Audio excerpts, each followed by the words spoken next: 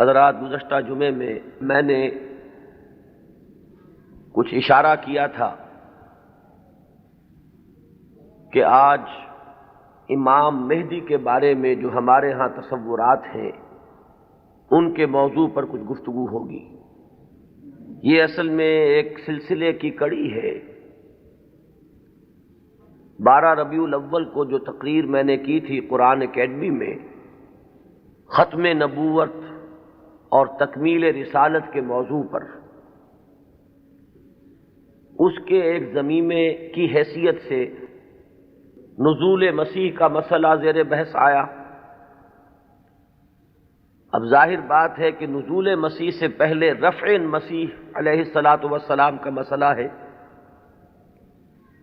چنانچہ میں نے پہلے تو ایک مفصل تقریر اس موضوع پر قرآن اکیڈمی ہی میں کی، اور پھر میرا ذہن چونکہ ادھر متوجہ ہوا کہ یہ اہم موضوع ہے، اس پر زیادہ وسیع حلقے میں بھی گفتگو ہونی چاہیے، تو 2 جمعوں میں بھی اس موضوع پر گفتگو ہوئی، بلکہ 3 جمعوں میں گفتگو ہو چکی ہے۔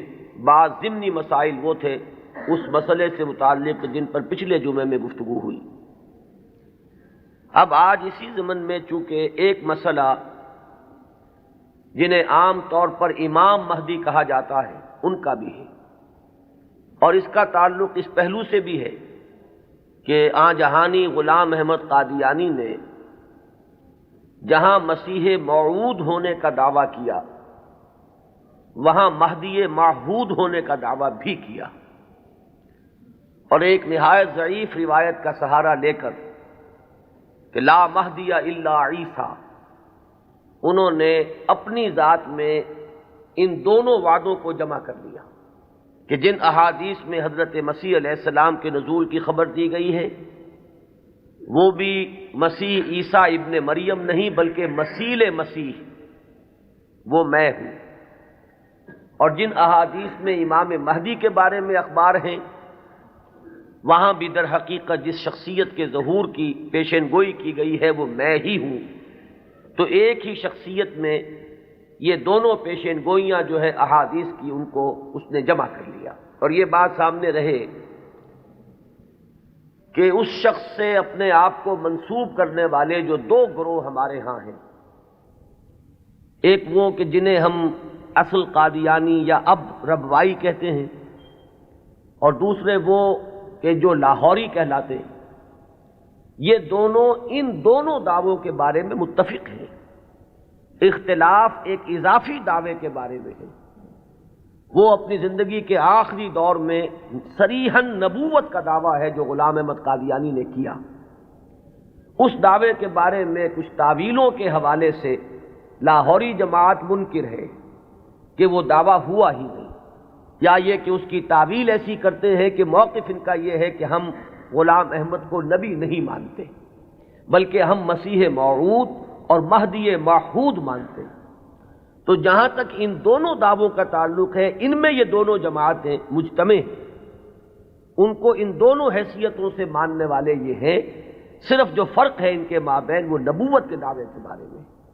اب اس مسئلے پر اس تمہید کے بعد جو بات میں کرنا چاہتا ہوں جو اہم ترین ہے وہ یہ ہے کہ امام مہدی کا جو تصور ہمارے ہاں ہے اس میں ذہنوں میں بڑا انتشار ہے، کنفیوژن ہے، اس لیے کہ 2 مہدی جمع ہو گئے۔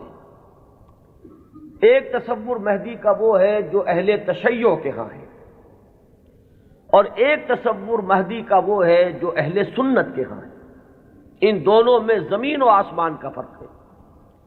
صرف ایک لفظی اشتراک نے، ایک نام کے مشترک ہونے نے ذہنوں کے اندر بہت سے مغالطوں کا جال جو ہے وہ پھیلا دیا ہے۔ اس کے لیے مجھے جو بنیادی فرق ہے اہل سنت میں اور اہل تشیع میں، اس میں سے ایک موضوع پر گفتگو کرنی ہوگی۔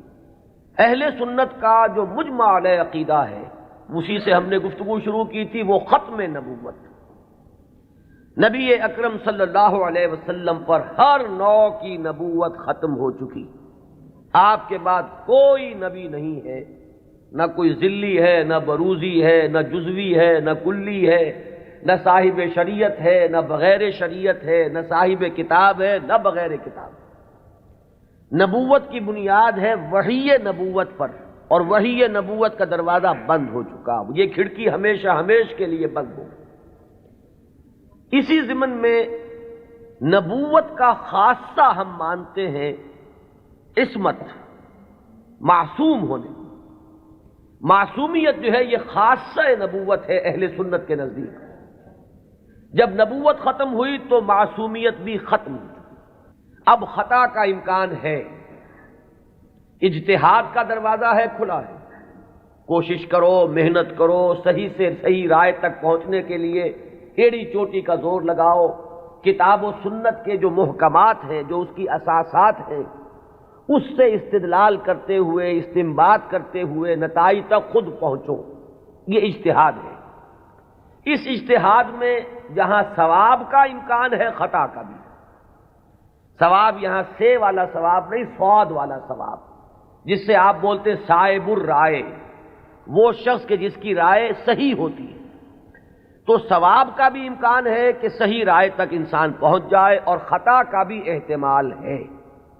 یہ جو خطا کا احتمال ہے، اگر پوری نیک نیتی سے خطا ہوئی ہو، انسان کی اپنی نیت میں کوئی فساد نہ ہو، اس کے اپنے اندر کوئی اس کے ارادوں میں کجی نہ ہو، تو اگر خلوص اور اخلاص کے ساتھ ایک مجتہد غلطی کرتا ہے، خطا کرتا ہے، ہمارا موقف یہ ہے کہ اسے بھی اجر ملے گا، اکیرا اجر ملے گا، اس لیے کہ اجتہاد کا مادہ وہی جہد ہے۔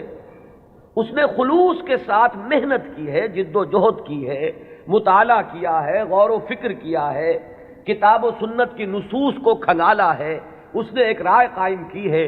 اس رائے کے قائم کرنے میں اگر وہ بربنائے طب بشری کسی خطا کا مرتکب ہو گیا ہے تو یہ اس کے دسترس سے، اس کے اختیار کے دائرے سے باہر ہے، لہذا اسے اس کی محنت کا اجر و ثواب ضرور ملے گا۔ تو مجتہد مخطی کے لیے اکیرا ثواب ہے، اور مجتہد مصیب یعنی جو ثواب تک پہنچ گیا، صحیح رائے تک پہنچ گیا، اس کے لیے دوہرا اجر۔ یہ معاملہ میں نے اس سے پہلے بھی ایک مرتبہ عرض کیا تھا کہ ہمارے ہاں اتنا قطعی ہے کہ ہمارے نزدیک حضرت ابو بکر بھی معصوم نہیں ہے، حالانکہ بالاتفاق وہ سب سے افضل ہے پوری نوع انسانی میں انبیاء کے بعد، افضل البشر بعد الانبیاء بالتحقیق، صرف اس امت میں نہیں، کل نوع انسانی میں۔ جیسے کہ محمد الرسول اللہ صلی اللہ علیہ وسلم تمام انبیاء سے، تمام رسولوں سے افضل ہیں، اسی طرح آپ کی امت کے جو صدیق اکبر ہیں وہ تمام امتوں کے صدیقین سے افضل ہیں۔ افضل البشر بعد الانبیاء بالتحقیق ابو بکر الصدیق رضی اللہ تعالیٰ عنہ۔ اب آپ سوچئے، ہماری یہ رائے ہے، کسی کی ہو یا نہ ہو اس سے اس وقت سروکار نہیں ہے، ہماری یہ رائے ہے، اور پھر بھی ہم کہتے ہیں کہ ابو بکر بھی خطا سے محفوظ نہیں، معمول نہیں، ان سے بھی خطا کا امکان ہے، وہ معصوم نہیں ہے۔ عصمت جو ہے وہ خاصہ نبوت ہے، وہ محمد کے ساتھ ختم ہو گئی صلی اللہ علیہ وسلم۔ ابو بکر سے خطا ہو سکتی ہے، عمر سے ہو سکتی ہے، عثمان سے ہو سکتی ہے، علی سے ہو سکتی ہے، ہر شخص سے ہو سکتی ہے۔ اگر ان چار سے ہو سکتی ہے تو بقیہ پوری نوع انسانی تا قیام قیامت جو آنے والی ہے ان میں کوئی ان سے افضل نہیں ہو سکتا، بات ختم۔ لیکن اہل تشیع کا عقیدہ یہ ہے کہ نبوت کا دروازہ تو بند ہوا ہے، لیکن اس کے بعد امامت معصومہ کا ایک سلسلہ چل رہا ہے، اور یہ امامت معصومہ اہل بیت میں ہے۔ نبی اکرم صلی اللہ علیہ وسلم کی جو اولاد حضرت فاطمہ رضی اللہ تعالی عنہا سے چلی ہے، یہ اس میں امامت معصومہ کا ایک سلسلہ ہے کہ جو چل رہا ہے۔ تو آپ اچھی طرح جان لیجئے کہ ہمارے نقطۂ نگاہ سے تو وہ بھی ایک جزوی نبوت ہو گئی، جہاں خاصہ عصمت آ گیا، نبوت کا ایک جز آ گیا۔ تو ہمارے اور ان کے درمیان جو سب سے اہم اختلاف ہے یہ کہ صحابہ میں افضل کون ہے، یہ معاملہ تو کچھ لوگوں کے اپنے ذوق کا بھی ہو سکتا ہے، مزاج اور افتاد کا بھی ہو سکتا ہے۔ ظاہر بات ہے کہ پسند ناپسند پر تو انسان کو اختیار بھی نہیں ہو سکتا۔ میں نے کئی مرتبہ عرض کیا کہ ایک ہی پودا ہے گلاب کا، اس پر پھول کھلے ہوئے ہیں، آپ کو کوئی ایک پھول زیادہ پسند آیا، آپ نے اس کو لے لیا، اور آپ بتا بھی نہیں سکیں گے کہ اس میں آخر سبب کیا ہے، آپ نے دوسرے پھولوں کو چھوڑ کر اسے کیوں منتخب کیا؟ تو یہ معاملہ اتنا بنیادی نہیں ہے، اگرچہ ہمارے نزدیک صحابہ کرام میں افضلیت کا ایک پیٹرن ہے اور وہ معین ہے کہ پوری امت میں افضل ترین 4 خلفاء ہیں، اور ان میں ترتیب فضیلت جو ہے وہ ترتیب خلافت کے مطابق ہے۔ ابو بکر ہیں، عمر ہیں، عثمان ہیں، پھر علی۔ ان کے بعد وہ 6 ہیں عشرہ مبشرہ میں سے، ان کے بعد اصحاب بدر ہیں، ان کے بعد اصحاب شجرہ ہیں، ان کے بعد تمام صحابہ ہیں، اور ان کے بعد پھر اب سلسلہ جو ہے وہ چلتا جائے گا۔ آگے بات میرٹ پر ہوگی، شخصی میرٹ پر، لیکن یہاں جو ہے معاملہ شخصی میرٹ کا نہیں ہے، یہاں تو معاملہ جو ہے معین ہے کہ یہ سیڑھیاں ہیں۔ تو یہ ہے ہمارا ایک موقف، لیکن میں پھر بھی عرض کروں گا کہ اس کو میں کوئی اہم عقیدے کی بات نہیں کہتا، یہ ایک ذوق کا معاملہ بھی ہو سکتا ہے۔ یہاں تک کہ امام الہند حضرت شاہ ولی اللہ دہلوی رحمۃ اللہ علیہ نے ایک بڑی عجیب بات لکھی، وہ یہ لکھتے ہیں کہ اگر میری طبیعت کو اس کے آزاد رجحان پر چھوڑ دیا جائے تو وہ فضیلت علی کی طرف زیادہ مائل ہے۔ کتنی سچی بات کہی ہے کہ میرے ذاتی رجحان کو، میری طبیعت کو، ایک ہے میرا ذوق، اگر اسے آزاد چھوڑ دیا جائے تو وہ کچھ فضیلت علی کی طرف زیادہ اس کا رجحان ہے، وہ زیادہ قائل ہے، لیکن مجھے حکم ہوا ہے کہ میں فضیلت کا اقرار کروں ابو بکر اور عمر اور عثمان کی۔ اب یہ ہے مقام، یہ جامعیت ہے، یہ توازن ہے۔ لہذا میں عرض کروں گا کہ اس مسئلے کو میں پھر بھی ثانوی کہوں گا، دوسرے درجے میں، لیکن یہ جو بنیادی بات ہے یہ بہت بڑا اختلاف ہے، اور ہمارے اعتبار سے تو در حقیقت یہ ایک جزوی نبوت ہے کہ جس کے قائل ہیں ہمارے یہ بھائی جو اپنے آپ کو اہل تشیع کہتے ہیں۔ بہرحال ان کا بھی آگے سلسلہ، یہ عام معلومات کے لیے بھی بات ہے کہ ذہنوں میں رہنی چاہیے، ہمیں اکثر و بیشتر بڑی بنیادی باتیں بھی اپنی تاریخ کی معلوم نہیں۔ ہم چونکہ سنی ہیں، سنیوں کے اختلافات تو ہم خوب جانتے ہیں، لیکن یہ کہ اہل تشیع میں اختلاف آگے کیا ہوئے ہیں اکثر و بیشتر ہمارے علم میں نہیں ہے۔ ان کا جو یہ معصوم امامت کا سلسلہ ہے، حضرت علی، حضرت حسن، حضرت حسین، حضرت حسین کے صاحبزادے حضرت علی بن حسین جنہیں امام زین العابدین کے نام سے پکارا جاتا ہے، پھر ان کے بیٹے ہیں محمد باقر، ان کے بیٹے ہیں جعفر، جن سے فقہ جعفری چل رہی ہے۔ یہ 6 امام تو ان کے ہاں متفق علیہ، ان میں تو یہ جو شاخ چلی ان میں کوئی اختلاف نہیں ہے کہ یہ سب کے نزدیک ان میں متفق علیہ ہے ان کی امامت، اور یہ سب امام معصوم شمار ہوتے ہیں۔ لیکن 7ویں امام پر آ کر ان کے ہاں ایک تقسیم ہو گئی۔ بڑے بیٹے اسماعیل تھے تو ان سے ان کے ماننے والے اسماعیلی کہلائے۔ اختلاف ہوا کہ اب امامت جو ہے حضرت جعفر صادق کی اولاد میں سے کس کی طرف منتقل ہوئی، اختلاف ہو گیا۔ بڑے بیٹے کے ماننے والے یہ کہلائے اسماعیلی، اور چھوٹے بیٹے سے جو چلا وہ پھر مسئلہ وہی چل رہا ہے۔ ان کے پھر مزید 6 امام ہیں، جن میں سے 11ویں امام جو ہے ان کے بارے میں ایک تو تاریخ کی روایت یہ ہے کہ وہ لا ولد فوت ہو گئے، اور ایک روایت جو اہل تشیع کے ہاں ہے وہ یہ ہے کہ ایک بچہ ان کے ہاں ہوا تھا جس کو انہوں نے اخفاء سے کہیں بھیج دیا باہر، اندیشہ یہ تھا کہ حکومت وقت اس کو قتل نہ کرا دے۔ وہ ہیں ان کے تصور میں امام مہدی، وہ جن کو بچا لیا گیا تھا وہ کہیں کسی غار میں روپوش ہیں، اور وہیں ہیں، آخری زمانے کے قریب ان کا ظہور ہوگا، وہ زندہ ہیں، غار میں موجود ہیں، ان کا ظہور ہوگا، وہ امام المہدی ہیں، اور ان کے آنے کے بعد پھر یہ مسلک بھی ظاہر بات ہے کہ اسلام ان کے نزدیک تو وہی ہے جسے وہ اسلام کہہ رہے ہیں، یعنی شیعیت جسے ہم کہتے ہیں، اس مسلک کی بھی فتح ہوگی، اور یہی اسلام جو ہے پھر پوری دنیا کے اوپر چھا جائے گا۔ انہیں قائم آل محمد بھی ان کے ہاں کہا جاتا ہے۔ تو یہ ہے تصور امامت کا اور امام مہدی کا شیعہ حضرات کے۔ چونکہ درمیان میں میں نے بات آپ کو ایک بتائی تھی کہ 7ویں امام پر آ کر اختلاف ہوا ہے، تو جو بڑے بیٹے اسماعیل سے جو سلسلہ چلا وہ بھی کچھ عرصے کے بعد 2 حصوں میں تقسیم ہو گیا۔ ان میں سے ایک حصہ ابھی چل رہا ہے کہ وہ امامت نسلاً بعد نسل چلی آ رہی ہے، وہ تو ہمارے ہاں کے یہ اسماعیلی ہیں۔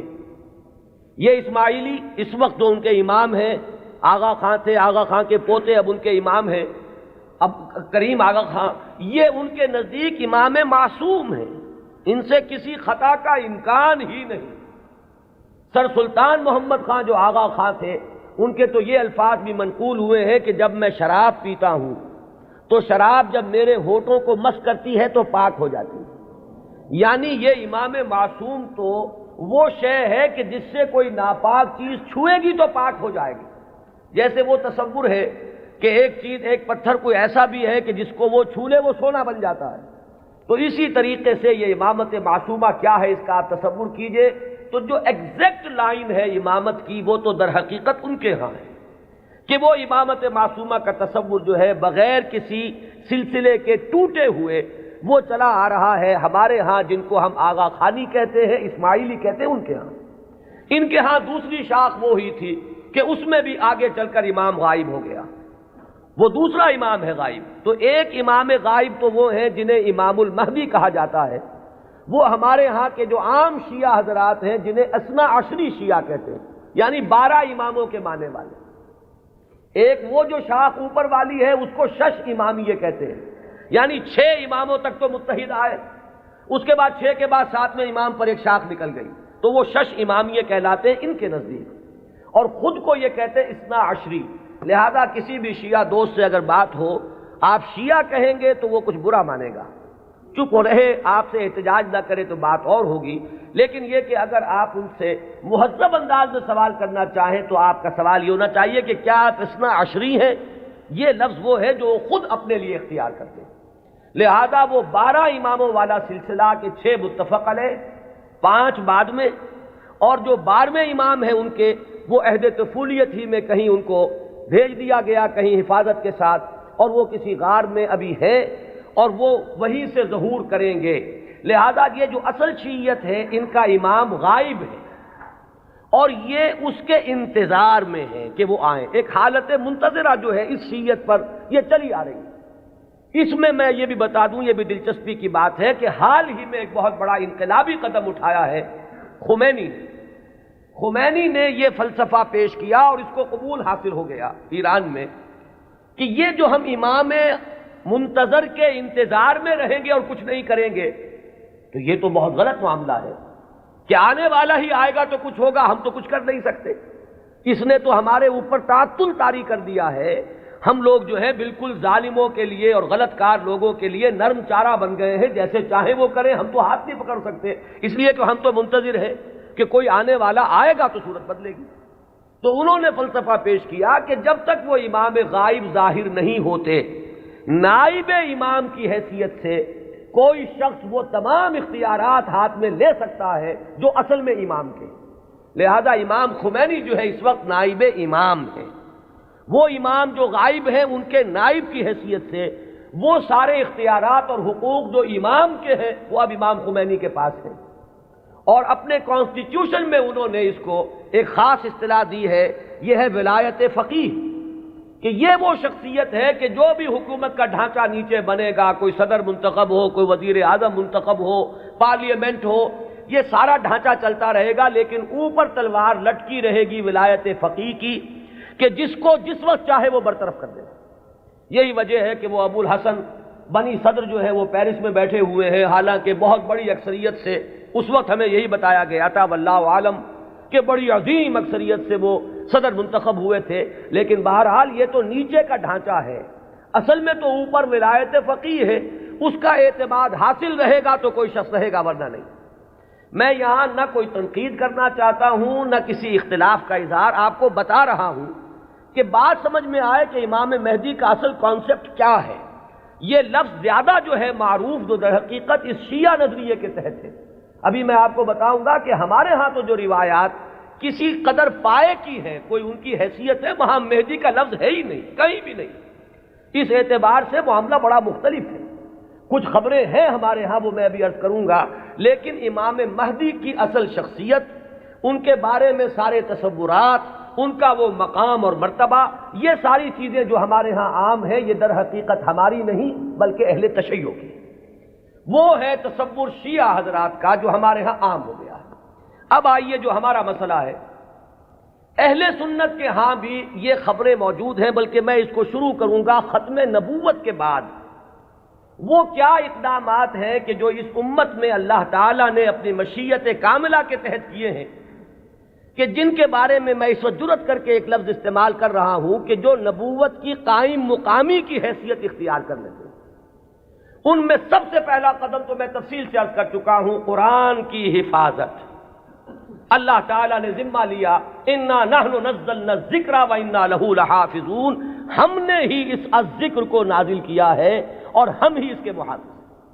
یہ میں عرض کر چکا ہوں اس سے پہلے اپنی تقریروں میں کہ اس آیہ مبارکہ کا جو پہلا حصہ ہے وہ تو ایپلیکیبل ہے تورات پر بھی، انجیل پر بھی، زبور پر بھی، صحیفہ ابراہیم پر بھی۔ قرآن مجید میں تو گواہی ہے کہ حضرت ابراہیم کو بھی ایک کتاب ملی تھی، ان ھذا لفی الصحف الاولی صحف ابراہیم و موسیٰ۔ لیکن یہ کہ یہ پہلا حصہ تو سب پر ایپلیکیبل، ان کی عصبیت کہہ لیں، تعصب کہہ لیں، وہ پختہ ہو چکا ہے۔ لیکن یہ کہ ہر جگہ کچھ لوگ ہوتے ہیں کہ اگر انہیں متوجہ کیا جائے تو کسی حقیقت پر غور کرنے کے لیے تیار ہو جائیں۔ تو چونکہ ان کے ہاں جو بات چلی اجرائے وحی سے بات شروع ہوئی، تو ایک بڑی عام جو سطح ہے، کامن سینس کی سطح، اس پر وہ بات ان کی بڑی وزنی تھی۔ بات یہ تھی کہ جب نبوت کی اصل ضرورت ہے انسان کی ہدایت، تو انسان ختم نہیں ہوا، نبوت کیسے ختم ہو گئی؟ آخر نبوت، میں اب ان کی طرف سے بات کر رہا ہوں، کہیں کوئی مغالطہ آپ کو نہ ہو جائے، اس لیے کہ جب تک آپ اپنے مخالف کے موقف کو صحیح طور پر نہیں سمجھیں گے تو آپ کیسے اس کے بارے میں کوئی ججمنٹ آپ نہیں دے سکتے۔ ان کی دلیل کیا ہے کہ نبوت کوئی ہابی تو نہیں تھی بعض اللہ کی، جب چاہا جاری رکھا، جب چاہا ختم کر دیا۔ یہاں ہر چیز جو ہے حکمت کے ساتھ ہے، کوئی مقصد ہے، کوئی غایت ہے، ربنا ما خلقت ھذا باطلا۔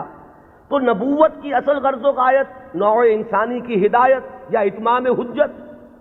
اب وہ نوع انسانی ختم نہیں ہوئی تو نبوت کیسے ختم ہو گئی؟ وحی کا دروازہ کیسے بند ہو گیا؟ یہ دلیل تھی جو کامن سینس کے لیول پر کافی اپیلنگ ہے، بات سمجھ میں آتی ہے۔ یہاں ہمیں سمجھنا ہوگا کہ جب ہم اس کے قائل ہیں کہ نبوت، وحی نبوت کا دروازہ بند ہو گیا، تو خلق کی ہدایت کی جو ضرورت ہے اس کو اب کن ذرائع سے پورا کیا گیا، ان چیزوں کو اگر سمجھ لیا جائے تو وہ دلیل کٹ جائے گی۔ پہلی بات میں عرض کر چکا ہوں پوری تفصیل سے اپنی سیرت کی تقاریر میں بھی اور بعد میں بھی، کہ پہلی بات یہ کہ ہدایت خداوندی اپنے مرحلہ تکمیل کو پہنچ گئی قرآن مجید میں۔ اس حقیقت کا جتنا ادراک ہوگا اور شعور کی سطح پر جتنی ریئلائزیشن ہوگی اس کی، اتنا ہی یوں سمجھیے کہ اس فتنے کا دروازہ بند ہوتا چلا جائے گا، کہ وہ ہدایت جو وحی کے ذریعے سے دینی مقصود تھی وہ اپنے کلائمیکس کو، نقطہ عروج کو، اپنے نقطہ کمال کو پہنچ چکی قرآن مجید میں۔ اور دوسری بات یہ کہ اس ہدایت خداوندی کا وہ جو اب مخزن ہے، علامہ اقبال کے الفاظ میں نوع انسان را پیام آخرین حامل او رحمت للعالمین، اس کی حفاظت کا ذمہ اللہ نے لیا۔ اب یہ ایک بہت بڑا ہسٹوریکل فیکٹ ہے کہ اگرچہ ہم مانتے ہیں سابقہ کتابیں بھی اللہ کی نازل کردہ تھیں، لیکن ان کی حفاظت کا ذمہ نہیں لیا گیا۔ کیا وجہ؟ ترجیح بلا مرجح تو ظلم قرار پائے گی، کوئی نہ کوئی بنیاد ہے ترجیح کی، کہ اس کی حفاظت کا ذمہ لیا اور ان کی حفاظت کا ذمہ نہ لیا۔ کیوں؟ اس لیے کہ یہ ہدایت کامل اور آخری ہدایت ہے۔ اگر یہ بھی گم ہو جائے تو پھر تو یا تو اس کھڑکی کو کھولیے، وہی نبوت کا دروازہ پھر کھلنا چاہیے، ورنہ یہ ہے کہ اگر یہ محفوظ ہے تو پھر کوئی منطقی ضرورت اور عقلی ضرورت اس کھڑکی کے کھولنے کی نہیں۔ تو پہلا انتظام جو اللہ نے کیا ختم نبوت کے بعد، جو ایک خلا پیدا ہوا ہدایت انسانی کے سلسلے میں، اس کے لیے پہلا انتظام قرآن مجید کی حفاظت۔ اب یہ کتاب محفوظ ہے تا قیام قیامت۔ اس کے معنی میں لوگ گھپلا کر لیں، اس کے ترجموں میں تحریف ہو جائے، الہاد ہو جائے، ادھر موڑ لیں ادھر تروڑ لیں، خود بدلتے نہیں قرآن کو بدل دیتے ہیں، ہوئے کس درجہ فقیہان حرم بے توفیق۔ لیکن یہ ترجموں میں ہو سکتا ہے، تفسیروں میں ہو سکتا ہے، متن میں ممکن نہیں ہے۔ وہ ٹیکسٹ جو ہے ہمیشہ ہمیشہ کے لیے محفوظ رہے گا۔ پہلا انتظام یہ۔ دوسرا انتظام جو ایک ضمانت دی ہے اللہ تعالیٰ نے اور جس کی خبر دی ہمیں محمد الرسول اللہ صلی اللہ علیہ وسلم، ضامن تو اللہ ہے لیکن اس کی خبر دینے والے اللہ کے رسول ہیں۔ آپ نے فرمایا، یہ دو اعتبارات سے احادیث آتی ہیں متفق علیہ روایت ہے، لا یزال من امتی امت قائمۃ بامر اللہ لا یضرهم من خذلهم ولا من خالفهم۔ میری امت میں ہمیشہ ایک گروہ ایسا موجود رہے گا جو امر اللہ پر پورے طور پر قائم رہے گا، جازم رہے گا۔ نہ تو کوئی شخص جو ان سے روگردانی کرے گا، علیحدگی اختیار کرے گا، چھوڑ کر جائے گا، نہ تو وہ کوئی نقصان پہنچا سکے گا اس گروہ کو، اور نہ کوئی جو کھلم کھلا مخالف ہے وہ انہیں کوئی غضب پہنچا سکے گا، اور یہ معاملہ اسی طرح رہے گا یہاں تک کہ قیامت آ جائے گی۔ یہ دوسری ضمانت ہے کہ اس امت میں ایک گروہ ہمیشہ حق پر قائم رہے گا، اس لیے کہ ہدایت کا صرف نظری اعتبار سے کتاب میں محفوظ رکھنا کافی نہیں ہے۔ اگر یہ بات ہوتی تو پھر انبیاء کے آنے کی ضرورت نہیں تھی، اللہ تعالیٰ کسی اپنے غیبی طریقے سے کتابیں نازل کر دیتا۔ کتاب کے ساتھ کوئی شخصیت جو ہے موجود رہنی چاہیے، کوئی گروہ انسانی موجود رہنا چاہیے جو اس کتاب پر قائم ہو، جو اس کتاب کا عملی نمونہ پیش کر سکے۔ لہذا دوسری ضمانت یہ دی گئی، اور اس کی مختلف روایات اور بھی آتی ہیں، لا تزال فی امتی طائفۃ قائمین علی الحق، میری امت میں لازماً ایک گروہ ہمیشہ ایسا رہے گا جو حق پر قائم رہے گا، ایسی جماعت سے کبھی بھی دنیا بالکل خالی نہیں ہوگی۔ یہ ضمانت میں پھر عرض کر رہا ہوں کس کی ہے؟ اللہ کی۔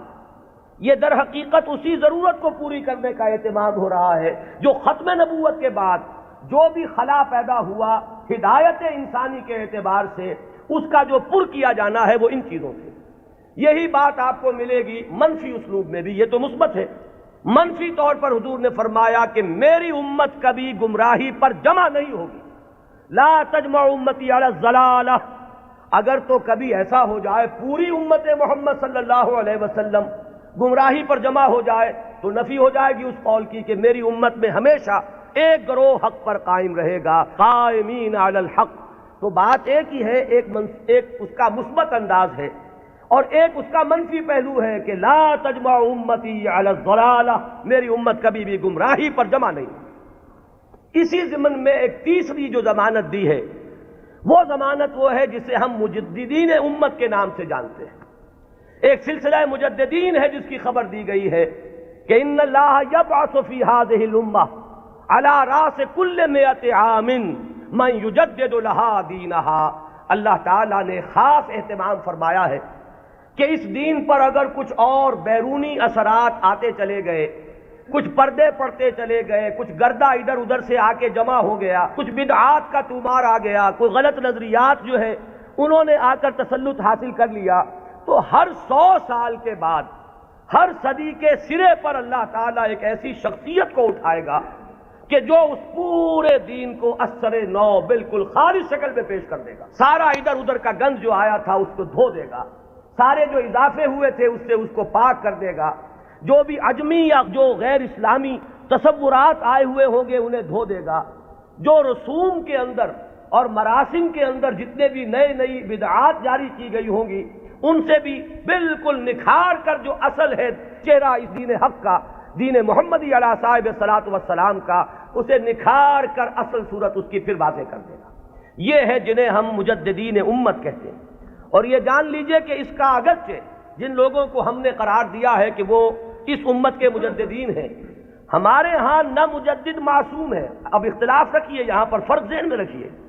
میں نے تو آپ کو بتایا کہ مجدد کہاں ہے، حضرت ابو بکر سے بڑھ کر تو کوئی افضل نہیں، لیکن وہ بھی معصوم نہیں ہے۔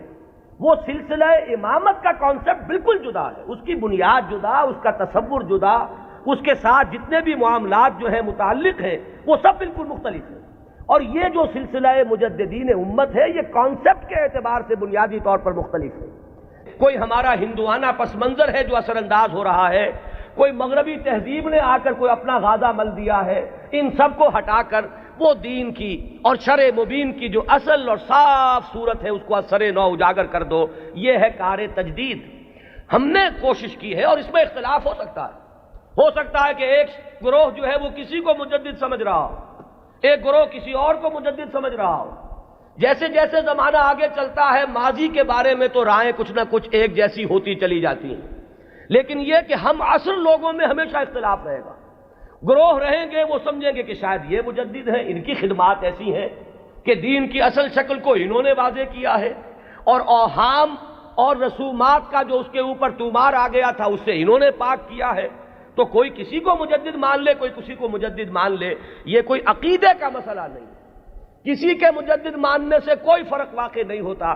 چنانچہ اس صدی میں 14ویں صدی میں یہ معاملہ دیکھیے کہ اگرچہ امت تو ہے، کہاں آپ چلے جائیے انڈونیشیا اور ملائیشیا سے موریتانیہ تک، میں نے کئی مرتبہ عرض کیا یہ تو سالڈ علاقہ ہے نا امت مسلمہ کا۔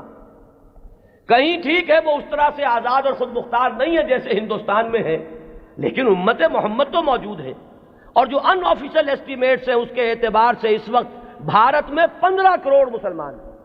12 کروڑ سے کم تو کسی نے نہیں مانا، جو بڑے بڑے سنجیدہ لوگ ہیں، جو کسی طرح کے مبالغے اور کسی قسم کی سیاسی کوئی مبالغے کے اندر آنے والے نہیں ہیں، انہوں نے بھی کہا کہ 12 کروڑ سے تو کوئی سوال ہی نہیں ہے کہ مسلمان کم ہو، البتہ یہ کہ لوگوں کا اندازہ 15 کروڑ تک جا رہا ہے۔ تو امت وہاں سے وہاں تک پھیلی ہوئی ہے۔ اب ان میں کتنے مجددین پیدا ہوئے ہوں گے، کتنے خادمین دین پیدا ہوئے ہوں گے، کتنے لوگوں نے محنتیں کی ہوں گی۔ ایک ہی وقت میں وہاں حسن بننا ہے مصر میں، یہاں مولانا مودودی بھی ہیں، یہاں مولانا الیاس صاحب بھی ہیں، یہاں مولانا اشرف علی تھانوی بھی ہیں، یہاں مولانا رشید احمد گنگوہی بھی ہیں، اور بھی بہت سے لوگ ہیں جن کے بارے میں کسی کو کسی کے بارے میں، کسی کو کسی کے بارے میں خیال ہو سکتا ہے۔ یہ تو در حقیقت فیصلہ ہوا کرتا ہے 2-3 صدیوں کے بعد، پھر جا کر زیادہ انسان آبجیکٹیولی اندازہ کر سکتا ہے کہ کس کی کیا کنٹریبیوشن ہے۔ وہ وقتی قسم کے جو تصورات ہوتے ہیں، کچھ عصبیتیں ہوتی ہیں، کچھ تعصبات ہوتے ہیں، کچھ گروہی قسم کے اثرات ذہنوں پر ہوتے ہیں، تو وقتی طور پر تو فیصلہ کرنا بہت مشکل ہوتا ہے، یہ بعد میں آتا ہے۔ یہی وجہ ہے کہ ابتدائی مجددین کے بارے میں تو ہمارے ہاں تقریباً کنسنسس ہے، اب اتفاق رائے ہے کہ فلاں مجدد فلاں مجدد فلاں مجدد فلاں مجدد، آگے چل کر تو اختلاف ہو جائے گا۔ ہمارے ہاں جو بریلوی بھائی ہمارے ہیں وہ مولانا احمد رضا خان بریلوی کو اس دور کا مجدد کہتے ہیں۔ دیوبندی حضرات میں بھی میں نے 2 گروہ پائے ہیں، ایک وہ جو مولانا رشید احمد گنگوہی کو اس صدی کا مجدد سمجھتے ہیں، اور ایک جو مولانا اشرف علی تھانوی کو اس صدی کا مجدد سمجھتے ہیں۔ اور مولانا اشرف علی تھانوی صاحب کے معتقدین کا عالم تو یہ ہے کہ مولانا عبد الباری ندوی جیسا شخص، بڑی اونچی علمی شخصیت ہے ہندوستان کی، انہوں نے جو کتاب لکھی ہے ان کی سوانح پر، اس کا نام ہے جامع المجددین، صرف مجدد نہیں، تمام مجددین کے اوصاف ان میں جمع ہو گئے۔ بہرحال یہ محبت اور عقیدت، کسی سے تعلق خاطر، یہ اس کے اثرات ہیں کہ جو فوری طور پر ہوتے ہیں۔ اسی طریقے سے چاہے مودودی صاحب نے ہرگز اس کا دعویٰ نہیں کیا، میں خود گواہ ہوں اس کا، میں ان کے ساتھ رہا ہوں، لیکن ہو سکتا ہے اور میں سمجھتا ہوں کہ بہت سے ان کے ماننے والوں کے ذہن میں ہے یہ بات کہ اس صدی کے اصل مجدد وہ تھے۔ یا مولانا الیاس صاحب رحمۃ اللہ علیہ کے بارے میں تو میں یہ ان کے عقیدت مندوں میں اس سے بہت آگے بات سمجھتا ہوں۔ وہ تو چونکہ کچھ روحانیت کا میدان بھی ہے تبلیغی جماعت میں، تو وہاں جو غلو ہے عقیدت کا وہ تو اس سے کہیں بڑھ کر ہے۔ تو یہ ساری چیزیں میں صرف اس لیے عرض کر رہا ہوں کہ اس میں کسی گھبرانے کی بات نہیں ہے، اس لیے کہ مجددیت جو ہے ہمارے ہاں کوئی ایسا منصب نہیں ہے کہ جس کو ماننے یا نہ ماننے سے کوئی ہمارے ایمان و اسلام میں فرق آتا ہو۔ اگر غلام احمد قادیانی کو صرف مجدد مانا گیا ہوتا کبھی تکفیر نہ ہوتی۔ اب ہمارے یہ لاہوری بھائی جو ہیں جب اپنے مدافعت پہ آتے ہیں تو وہ کہتے ہیں کہ ہم تو صرف مجدد مانتے ہیں۔ ایک زمانے میں میں اسی وجہ سے اس بات کا قائل رہا کہ قادیانیوں کی تکفیر تو درست ہے، لیکن ان کے بارے میں ہمیں توقف کرنا چاہیے، اس لیے کہ یہ تو نبی نہیں مان رہے، لیکن ثابت یہ ہوا ہے کہ اس شخص نے نبوت کا دعویٰ کیا۔ اب کوئی شخص انکار کرے تو بات اور ہے، اور کم سے کم یہ کہ مسیح موعود مانتے ہیں اور وہ مہدی موعود مانتے ہیں، ان دونوں چیزوں کو انہوں نے جمع کر دیا، اور دعویٰ جو ہے اس کا ثابت ہے کہ اس نے نبوت کا دعویٰ کیا، لہذا ان کے انکار سے انہیں کوئی ریلیف نہیں مل سکتا۔ بہرحال جو بات میں عرض کر رہا تھا وہ یہ کہ ہمارا جو یہ تصور مجدد ہے اس کو ذہن میں رکھیے۔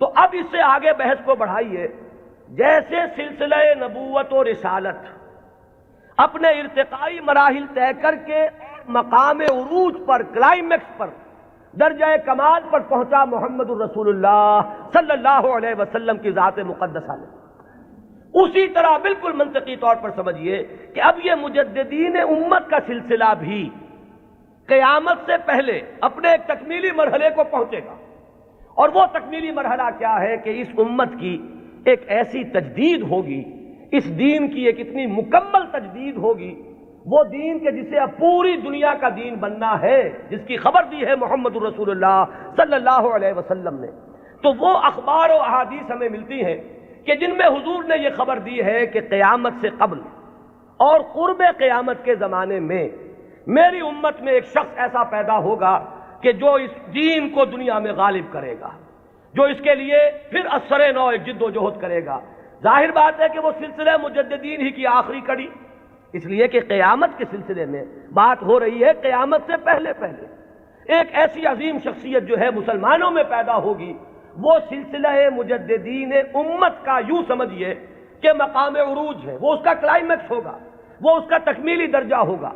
اس ضمن میں جو احادیث آتی ہیں ان کو ہم دو بڑے بڑے گروہوں میں تقسیم کر سکتے ہیں۔ پہلی بات تو یہ جانیے کہ کوئی حدیث اس بارے میں سند کے اعتبار سے اتنی قوی نہیں ہے کہ امام بخاری رحمت اللہ علیہ نے جو اپنا معیار بنایا تھا قبول روایت کا اس پر پوری اتر جائے۔ سب سے کڑا معیار امام بخاری کا ہے، یہی وجہ ہے کہ یہ کہا گیا ہے کہ اصح الکتب بعد کتاب اللہ صحیح البخاری۔ حدیثوں کی چاند پھٹک، کس روایت کو قبول کریں گے کس کو نہیں کریں گے، ہر محدث نے اپنے کچھ شرائط بنا لی، ایک پیمانہ بنا لیا۔ یوں سمجھیے جیسے یہ بجری جہاں کرشرز لگے ہوتے ہیں اور اس کے بعد وہ کرش سٹون جو ہے وہ کنویئر بیلٹ پر آتا ہے اور مختلف سائز کی چھلنیاں لگی ہوتی ہیں۔ کوئی چھوٹے سائز کی چھلنی ہے، اس میں سے چھوٹے چھوٹے پتھر جو ہے وہ نکل جائیں گے، اس سے آگے چل کر اور چونکہ گریڈنگ کرنی ہے کہ آدھے انچ سے کم چاہیے بجری تو یہ اس چھلنی میں سے نکل گئی، وہ لے جائیے۔ پھر اس کے بعد آپ کو چاہیے آدھے انچ سے لے کر 1 انچ تک تو اگلی چھلنی ہے، وہ اس میں سے نکلیں گے، اس سے آگے اور بڑھتا چلا جائے گا، گریڈنگ ہو جائے گی اس میں۔ تو محدثین نے گریڈنگ قائم کی ہے اپنے معیار میں، اور ٹاپ کا معیار جو ہے سب سے باریک چھلنی جو لگائی ہے وہ ہے در حقیقت امام بخاری رحمت اللہ علیہ کی۔ لہذا اس معیار پر جو حدیث آ گئی تو ہم یہ کہتے ہیں کہ اب سند کے اعتبار سے تو کلام نہیں، وہ جو معاملہ ہے تو اس سطح پر کوئی حدیث بھی نہ مہدی کے نام کے ساتھ نہ بغیر نام کے ہمارے ہاں صحیح بخاری میں کوئی روایت موجود نہیں ہے اس ضمن میں۔ یہ تو پہلی بات ہے جسے نوٹ کر لیجئے، یعنی سند کے اعتبار سے ٹاپ کے درجے پر تو کوئی حدیث نہیں۔ اس کے بعد نمبر 2 جنہیں ہم صحیحین میں بریکٹ کرتے ہیں، امام بخاری کے ساتھ امام مسلم کی صحیح، یہ بریکٹ ہو کر صحیحین، یہ ذرا ایک دائرہ بن گیا۔ امام مسلم کے شرائط بھی تقریباً وہی ہیں اگرچہ تھوڑے سے کم۔ اس پر ایک روایت آئی صرف، اور اس روایت میں کہیں مہدی کا نام نہیں ہے، صرف اتنی خبر ہے کہ آخری زمانے میں قیامت سے قبل اللہ تعالیٰ ایک ایسی شخصیت کو ظاہر کرے گا، اور خاص طور پر اس کا جو ذکر ہے وہ یہ ہے کہ اس وقت زمانے میں اتنی خوشحالی ہو جائے گی، مسلمانوں کے ہاں اتنی دولت جمع ہوگی کہ وہ لپیں بھر بھر کر لوگوں کو تقسیم کرے گا اور دولت ختم نہیں ہوگی۔ یہ ایک عمومی خوشحالی کا، جیسے خلافت راشدہ کے بارے میں ہم کہتے ہیں کہ لوگ اپنی زکوٰۃ اور صدقات لے کر گھومتے تھے اور کوئی لینے والا نہیں تھا، تو اسی طرح کی برکات کا کوئی ظہور ہونے والا ہے، صرف اس کی خبر دی ہے حضور نے، اور وہ ایک عظیم شخصیت کے ذریعے سے ہوگا۔ اس میں کسی کا ذکر نہیں ہے نام کیا ہوگا، اس کے والد کا نام کیا ہوگا، وہ کس قبیلے سے ہوگا، وہ کس نسل سے ہوگا، کسی کا کوئی ذکر نہیں۔ تو صحیحین کا تو معاملہ یہ ہے کہ صحیح بخاری میں سرے سے کوئی روایت نہیں، موضوع ہی موجود نہیں۔ جبکہ یہاں کنٹراسٹ کے لیے میں آپ کو بتا دوں، میں نے جو تقریریں کی ہیں حضرت عیسیٰ کے نزول کے بارے میں علیہ الصلاۃ والسلام، وہ روایات جو ہیں وہ صحیحین کی ہیں، وہ متفق علیہ ہیں، وہ بخاری میں بھی ہے مسلم میں بھی ہے۔ لہذا زمین و آسمان کا فرق ہے۔ ان دونوں کو ہمارے ذہنوں میں عام طور پر جو بھی تصورات سنی سنائی باتوں سے ہمارے ذہنوں میں بن گئے ہیں، تو تقریباً ان دونوں کو ہم وزن ہم نے کیا ہوا ہے، بہت فرق ہے۔ حضرت مسیح علیہ السلام کے نزول کی خبریں اور اس کی پیشین گوئیاں اور اس کی احادیث بہت قوی ہیں سند کے اعتبار سے۔ اکثر و بیشتر روایات اس میں وہ ہیں کہ جو متفق علیہ ہے، کہ صحیح بخاری میں بھی ہے، صحیح مسلم میں بھی ہے۔ جبکہ یہ جو تصور ہے، ایک کانسیپٹ جو ہے امام المہدی کا، وہ میں بتا چکا ہوں اصلاً تو یہ ایک شیعی کانسیپٹ ہے، وہ سارے تصورات جو اس کے ساتھ ہیں وہ اہل تشیع کے ہیں۔ لیکن ہمارے ہاں اگر کوئی تصور ہے تو وہ تصور اول تو سند کے اعتبار سے اتنا قوی ہے ہی نہیں کہ شرائط بخاری پر پورا اترے، وہ تو بات نیچے آ گئی۔ اس سے نیچے جو روایت ملی صحیحین میں صرف ایک امام مسلم لائے ہیں، اور اس میں نہ کسی نام کا ذکر ہے، نہ تفصیلات ہیں، نہ کسی نسل کا ذکر ہے، کس قبیلے سے ہوگا، بس ایک عظیم شخصیت کا ظہور ہوگا۔ تو اس کو تو یوں سمجھیے کہ وہی سلسلہ مجددیت کا یہ نقطہ عروج ہے، یہ اس کا تکمیلی مرحلہ ہے۔ البتہ جب ہم صحیحین سے نیچے اترتے ہیں تو اب بہت سی احادیث ملتی ہیں۔ ان احادیث کو بھی آپ دو خانوں میں اپنے ذہن میں رکھ لیجئے۔ ایک تو وہ احادیث ہے کہ جن میں ان کا نام مہدی مذکور ہے، اور اس سے بھی بہتر اور قوی تر احادیث وہ ہیں کہ جن میں نام نہیں ہے۔ پھر ان میں ایک اور فرق ہے، کہیں تو یہ بتایا گیا کہ وہ خاندان فاطمہ سے ہوگا رضی اللہ تعالی عنہا، میری عطرت سے، اہل بیت سے، من ولد فاطمہ کے الفاظ بھی بعض روایات میں ہیں۔ بعض روایات وہ ہیں کہ جن میں فرمایا گیا ہے کہ بنو عباس میں سے ہوگا، بعض روایات میں یہ کہ قرشی ہوگا، بعض روایات میں نام ایک اور بھی آیا حارث نام ہوگا، بعض روایات میں نام آیا ہے کہ اس کا نام میرا ہی ہوگا، محمد صلی اللہ علیہ وسلم۔ ہم یہ ان کے اعتبار سے، آنے والے کے نام کے اعتبار سے نہیں کہہ رہے، صلی اللہ علیہ وسلم ہم نے حضور کے نام کی مناسبت سے کہا۔ تو میرا نام ہوگا، اس کے والد کا نام بھی میرے ہی والد کے نام پر ہوگا، یعنی وہ بھی محمد ابن عبداللہ ہوگا۔ اور یہاں میں آپ کو ایک بات بتا دوں کہ یہ جو ابھی 2 سال قبل یا شاید اب تیسرا سال ہے، جو حادثہ ہوا تھا حرمین میں اور مسجد الحرام پر کچھ لوگوں نے قبضہ کیا تھا، مقابلہ ہوا، میں اس کی تفصیل میں نہیں جانا چاہتا کہ اس کے اسباب کیا تھے اور کیا ان لوگوں کا اصل موقف تھا اور وہ کیا کرنا چاہتے تھے، لیکن وہاں بھی ایک شخص نے اپنے مہدی ہونے کا اعلان کیا اور وہ محمد ابن عبداللہ ہی تھا۔ اس کا نام بھی محمد اور اس کے والد کا نام بھی عبداللہ، قحطانی ہے وہ، اور وہ عرب تو ہے، لیکن یہ کہ بہرحال اب جو بھی ان کے بارے میں معلوم نہیں ہے کہ آیا جو لوگ موقع پر قتل ہو گئے ہیں وہاں ان میں وہ ہے یا نہیں، پھر یہ کہ جو لوگ بعد میں پکڑ کر قتل کیے گئے ہیں سزا کے طور پر ان میں وہ ہے یا نہیں، کچھ پتہ نہیں۔ جو ان کا سب سے بڑا سرغنہ تھا اس کو تو بہرحال قتل کر دیا گیا ہے، لیکن جو اصل سرغنہ تھا وہ نہیں ہے، جس نے کہ دعویٰ کیا تھا کہ یہ مہدی ہے، جن کے بارے میں لوگوں نے کہا کہ ان سے بیعت کرو یہ مہدی ہے۔ تو وہ بہرحال ایک صرف میں نے برسبیل تذکرہ بات کہی ہے کہ وہ جو فرمایا گیا کہ نام میرے نام پر ہوگا اور والد کا نام بھی میرے والد کے نام پر ہوگا، یہ بھی بعض روایات میں ہے۔ لیکن یہ تمام روایات جو ہیں جیسا کہ میں نے عرض کیا کہ ان میں سے بہت ایک تو تعارض ہے، اختلاف ہے، تفصیلات میں بہت فرق و تفاوت ہے، تو اس سے بہرحال جہاں تک حدیث کے متن پر جرح کے لیے اور غور و فکر کے جو اصول بنے ہیں، حدیث پر جو غور و فکر ہوا ہے وہ 2 اعتبارات ہیں، سند پر یا متن پر۔ سند میں تو ہم یہ دیکھیں گے کس نے کس سے سنا، کس نے کس سے سنا، اس نے کس سے سنا، اس نے کس سے سنا، یہ چین متصل ہے یا کہیں ٹوٹتی ہے، 2 کڑیاں آپس میں ملی ہوئی ہیں کہ نہیں۔ پھر ہر کڑی کے بارے میں دیکھیں گے یہ فاسق تو نہیں تھا، اس کے بارے میں کوئی جھوٹ کی گواہی تو نہیں ملی تھی کہ جھوٹ بھی بول دیتا تھا۔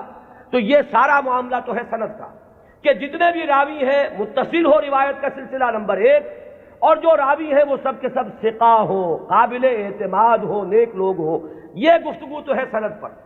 جو محدثین نے اکثر و بیشتر کام اسی پر کیا ہے، وہ متن پر زیادہ زور نہیں دیتے، وہ تو سند دیکھتے ہیں بات آ رہی ہے کس سلسلے سے۔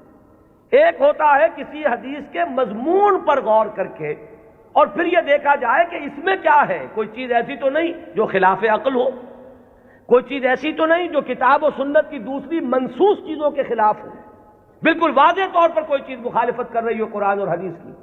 اور اسی میں ایک اصول یہ بھی تھا کہ ہمارے ہاں جو اختلافات ہوئے بعد میں سیاسی اور اس کی وجہ سے گروہ بندیاں ہوئی ہیں، تو کچھ حدیثیں یا کچھ روایتیں جو بنائی گئی اس دور میں ان میں کچھ نام داخل کر دیے گئے۔ بنو عباس کو اپنے سپورٹرز درکار تھے، تو انہوں نے کچھ ایسی حدیثوں کے اندر کوئی اہتمام، اور یہ ضروری نہیں کہ بنو عباس نے کیا ہو، یہ آپ کو معلوم ہے کہ بادشاہ سے بڑھ کر بادشاہ کے وفادار ہر دنیا میں موجود رہے، تو ان کے حواریین نے ان کی خوشنودی حاصل کرنے کے لیے کچھ حدیثیں گھڑ دی ہوں کہ بنو عباس میں سے ہوگا ایک خلیفہ مہدی، اور اسے تو بڑا انعام پھر ملا ہوگا جس نے آ کر وہ روایت سنائی ہو۔ تو یہ ہوتے ہیں وہ محرکات جو وقتی طور پر اختلافات کی بنیاد پر جو روایتیں گھڑی گئی ہیں ان میں چھان پھٹک کرتے ہیں ان اصولوں پر۔ چنانچہ یہاں تک روایت کے الفاظ ملتے ہیں کہ وہ جو مہدی جب آئے گا تو اس کے جھنڈے کالے رنگ کے ہوں گے اور وہ خراسان سے آئے گا۔ اب ابو مسلم خراسانی آیا تھا جس نے بنو امیہ کی حکومت کا تختہ الٹا اور بنو عباس کی حکومت قائم کی۔ ظاہر بات ہے کہ یہ روایت خود بول رہی ہے کہ یہ بنو عباس کے خوشامدیوں نے بنو عباس کو خوش کرنے کے لیے یہ کوئی روایت گھڑی ہے، اور چونکہ یہ درجہ ثالث درجہ چہارم کی روایات ہیں لہذا ہمیں ان کے متن پر گفتگو کرنے کا حق حاصل ہے۔ صحیح ہے ان کی روایات کا معاملہ مختلف ہو جائے گا، سند کے اعتبار سے اتنی پختہ روایات جو ہے تو ہمیں سوچنا پڑے گا، توقف کرنا پڑے گا کہ ہماری عقل ٹھوکر کھا سکتی ہے، آخر ہمارا بھی تو، ہماری منطق بھی تو ٹیڑھی ہو سکتی ہے، وہاں ہمیں رکنا ہوگا۔ لیکن جہاں معاملہ روایت کے اعتبار سے اتنا پختہ نہیں ہے تو ظاہر بات ہے کہ وہاں متن پر گفتگو ہوگی۔ تو اکثر و بیشتر روایات تو اسی نوعیت کی ہیں کہ کہیں، چونکہ آپ کو معلوم ہوگا یہ ہماری تاریخ کا ایک عجیب واقعہ ہے، بنو امیہ کی حکومت کا تختہ الٹا بنو عباس نے، لیکن بنو عباس نے اس کے لیے جو مسلمانوں کو اپنے گرد جمع کرنے کے لیے نعرہ بلند کیا وہ تو تھا خاندان بنی ہاشم اور بنی فاطمہ آل رسول، ان کا نعرہ لگایا، اور جب انہیں حکومت مل گئی تو سب سے بڑھ کر تشدد جنہوں نے کیا ہے آل فاطمہ پر، وہ یہی بنی عباس تھے۔ سیاست کے یہ کرشمے دیکھنے میں آتے ہیں، میری گناہ گار آنکھوں نے بھی ایک کرشمہ دیکھا ہے، وہ میں آپ کو سنا دوں۔ سعودی عرب کا اختلاف جب ہوا تھا مصر سے، تو اس کا نقشہ میری نگاہوں کے سامنے سن 62 میں پہلی مرتبہ میں نے حج کیا، اور اسی سن میں یہ رابطہ عالم اسلامی کی تاسیس ہوئی۔ مولانا مودودی بھی گئے تھے اس میں شرکت کے لیے، مولانا داؤد غزنوی بھی گئے تھے، میں تو گیا تھا والدین کے ہمراہ حج کے لیے۔ وہاں مولانا داؤد غزنوی نے یہ کہا کہ تم میرے سیکریٹری بن جاؤ، کیونکہ ہر مندوب جو آیا اس کے ساتھ کوئی سیکریٹری بھی ہے، تو مجھے اور کیا چاہیے تھا، اندھا کیا چاہے دو آنکھیں، کہ میں اس پورے اجلاس کو ان کے سیکریٹری کی حیثیت سے اٹینڈ کر سکوں۔ تو میں نے وہ پورا نقشہ دیکھا ہے۔ اس وقت صورت کیا تھی، اللہ تعالیٰ مغفرت فرمائے، شاہ سعود جو بڑے بھائی تھے شاہ فیصل کے بھی اور جو شاہ خالد ہیں ان کے، شاہ سعود اس وقت یوں سمجھئے کہ جو تقریر کی ہے ناصر کے خلاف اور مصر کے خلاف، اس سے زیادہ زہر میں بجھی ہوئی تقریر کوئی نہیں ہو سکتی۔ جملے مجھے ابھی تک یاد ہے، نحن فداء الاسلام بارواحنا واجسادنا وہم اعداء اللہ واعداء الدین واعداء الرسول، ہم تو اسلام کے فدائی ہیں، اپنی ارواح سے بھی، اپنے اجساد سے بھی، ہر چیز اپنی اسلام پر فدا کرنے کو تیار، اور یہ جو ہیں اللہ کے دشمن، اللہ کے رسول کے دشمن، اللہ کے دین کے دشمن۔ یہ انداز تھا۔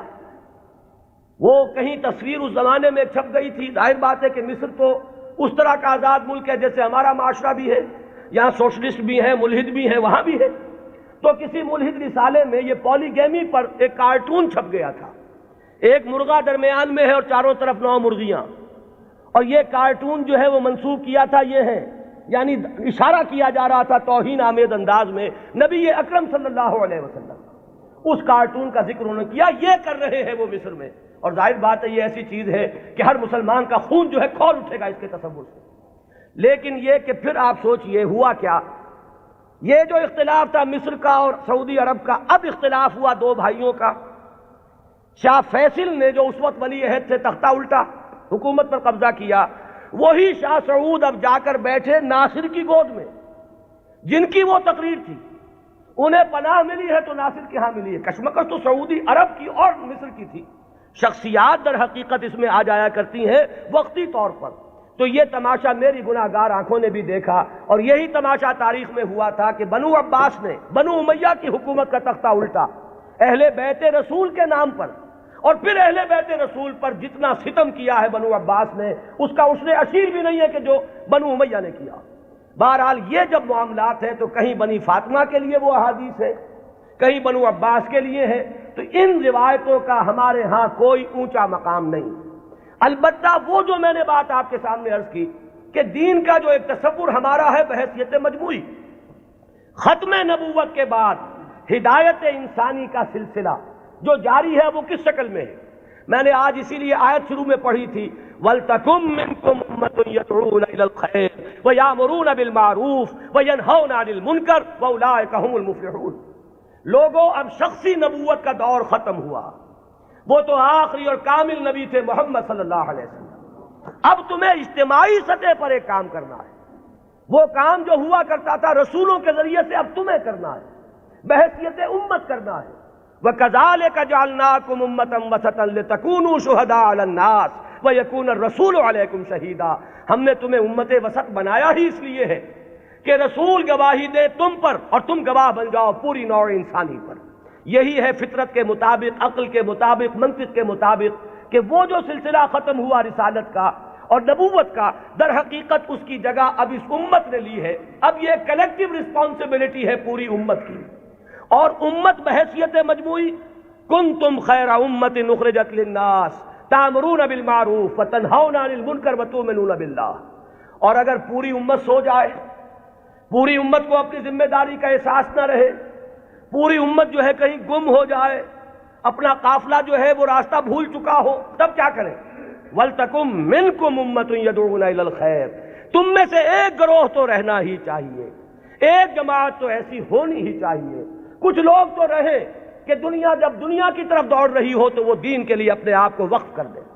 جب باقی لوگوں کی ایمبیشنز اور حوصلے اور ولولے ہوں دنیا کمانے کے، وہ ہر چیز کو تج کر صرف اللہ کے دین کی خدمت کا بیڑا اٹھا لیں.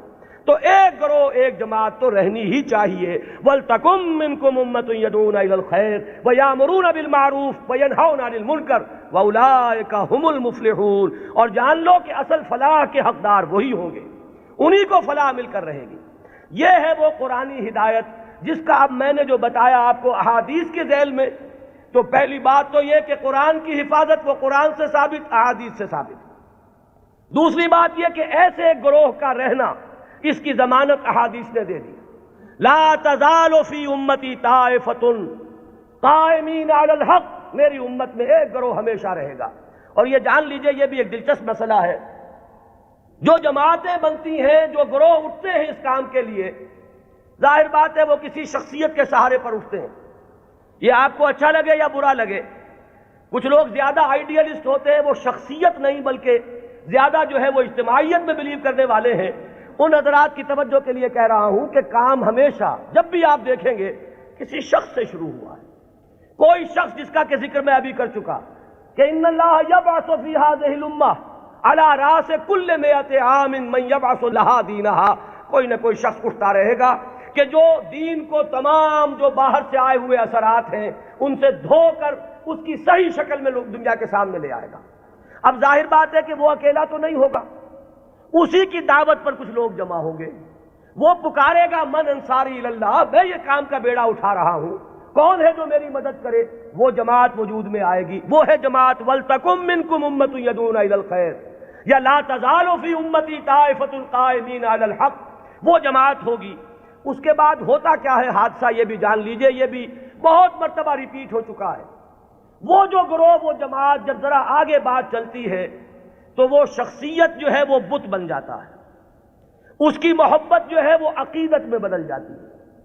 عقیدت شخصیت پرستی کا روپ دھارتی ہے. پھر اس کے ارد گرد اس کا نام لے کر جو لوگ اٹھتے ہیں وہ اپنی دنیا کو کمانے کا ذریعہ اس شخص کو بناتے ہیں. اس کا نام بیچتے ہیں، اس کی محبت بیچتے ہیں. وہ جو اقبال نے کہا یہی شیخ حرم ہے جو چرا کر بیچ کھاتا ہے، یہی ہے گلی میں بوزرو دلقے اویسو چادر زہرا. یہ جو لوگ بیچتے ہیں تو اپنے مصلحت کے لیے بیچتے ہیں، اس شخصیت کے لیے نہیں. اس نے ایک کام کیا، مسلمانوں کے دلوں کا وہ تارا بن گئی، آنکھوں کا تارا بن گئی وہ شخصیت. ظاہر بات ہے محبت پیدا ہوتی ہے. یہ بھی احادیث ملتی ہے کہ اللہ تعالیٰ جب کسی انسان سے، بندے سے محبت کرتا ہے تو وہ فرشتوں سے کہتا ہے میں فلاں بندے سے محبت کرتا ہوں، تم بھی محبت کرو. اس کے بعد اس کی محبت جو ہے خلق خدا کے دل میں ڈال دی جاتی ہے. بہت سے لوگ جانتے بھی نہیں کہ ہم اس سے کیوں محبت کرتے ہیں. محبت کرتے ہیں اس لیے کہ یہ خدائی تدابیر میں سے ہے. اب اس محبت کو کچھ لوگ ایکسپلائٹ کرنے والے آتے ہیں جو اپنی دنیا بناتے ہیں اس محبت کو بیچ کر. اس کے حوالے سے، اس کے ذریعے سے معلوم ہوا کہ اب وہ جماعت جو ایک دور میں کھڑی ہوئی تھی دین کی تجدید کے لیے، وہ خود ایک فرقہ بن کر اور ایک فتنہ بن کر ایک گمراہی کا ذریعہ بن جاتی. پھر اٹھاتا ہے اللہ کسی اور کو، اس لیے کہ سلسلہ تو چلنا ہے. نبوت ختم ہو چکی ہے، دین کی ہدایت کے اس پورے سلسلے کو تو برقرار رکھنا ہے تا قیام قیامت. پھر اللہ کا کوئی بندہ اٹھتا ہے، پھر وہ نعرہ لگاتا ہے، پھر کچھ لوگ جمع ہوتے ہیں، کچھ عرصے تک وہ جماعت رہتے ہیں، پھر وہ جماعت بھی پھر وہ گلتی ہے اور سڑتی ہے، اور اس کے اندر پھر وہی فرقے بندی پیدا ہوتی ہے. وہ ایک فرقے کا روپ دھار لیتی ہے اور اس میں پھر شخصیتیں جو ہے بت بن کر پجنے لگتی ہیں. پھر اللہ کسی کو اٹھاتا ہے. یہی پروسیس ہے جو عقلاً ممکن ہے، یہی پروسیس ہے جو منطقی طور پر ممکن ہے، اور یہی ہم تاریخ میں دیکھ رہے ہیں کہ ہر گروہ جو ہے وہ اٹھا ہے اور وہ تجدید دین اور خدمت دین کے داعیے سے اٹھا اور انہوں نے کام کیا، اس میں کوئی شک نہیں.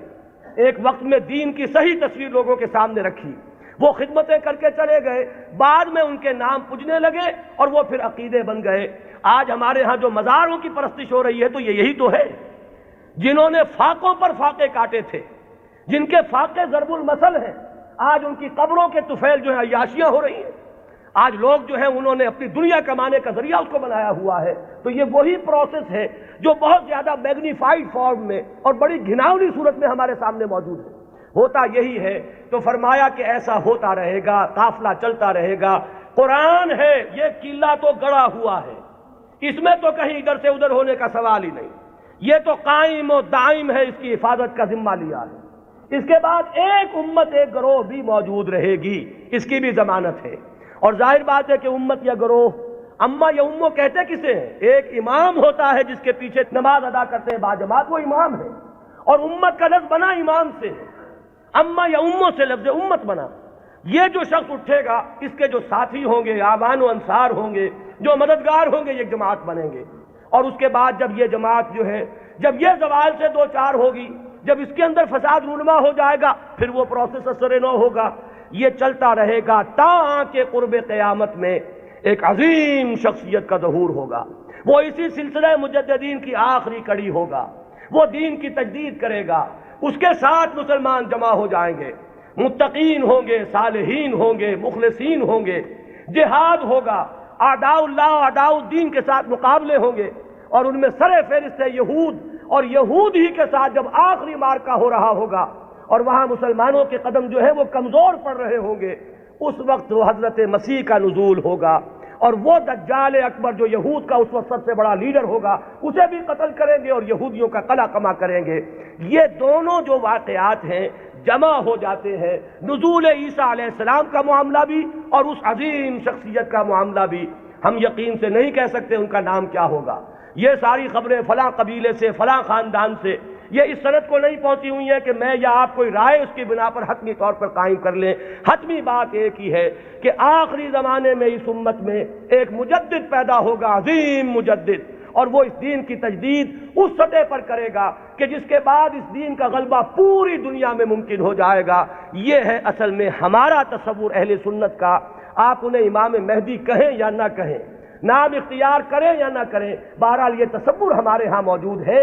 البتہ اس کو بنیادی طور پر ڈیفرینشیٹ کیجئے اپنے ذہن میں، جو شیعہ حضرات کا تصور امام مہدی ہے، اس میں اور اس میں کوئی چیز مشترک نہیں، زمین و آسمان کا فرق ہے۔ اقول قولی ھذا واستغفر اللہ لی ولکم ولسائر المسلمین والمسلمات۔